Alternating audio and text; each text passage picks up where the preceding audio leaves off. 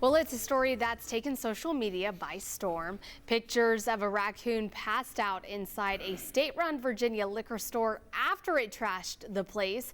Well, it turns out it's not the first time something like this has happened in that area. Reporter George Solis has more. Right on that shelf, a now infamous raccoon taking one of the first tumbles of what would be a wild night. Video obtained by NBC News shows the critter inside a Virginia liquor store.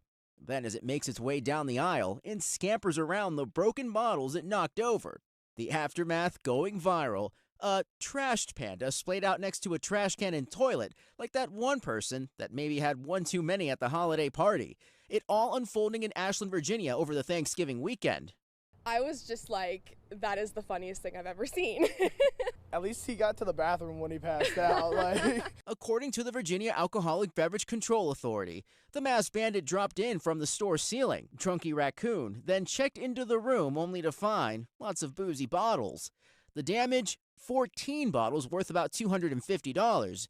If you're wondering how a raccoon wets its whistle, this particular one appeared to have a taste for rum, scotch, moonshine, peanut butter whiskey, and eggnog. Security was alerted, which prompted a search of the store and the comical reveal once the officer arrived. When she told me at first, I thought she was apprehending a human subject. And I'm like, we don't do that. The raccoon was then transported to an animal shelter so it could sober up. Just looking at this raccoon being so lethargic laying there, the officer stated the eyes were moving back and forth, and just kind of, okay, telltale signs that he's probably been a little drinking.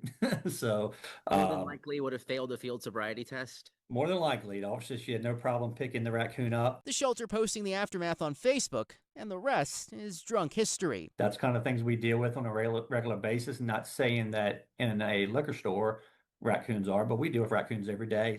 He's right. It's happened more than once. Turns out about a year ago at this neighboring martial arts studio, they encountered a raccoon break-in as well. These are images from that encounter. It was up in the crawl space, like in the ceiling, and it went through in our break room, and it got into all of our snacks. It was all over the place. Staff says likely not the same raccoon, but wouldn't be surprised if it is. As for this party animal protection officials say after a night in the drunk tank, and because it was showing no sign of injury, aside a potential hangover, it was released back into the wild.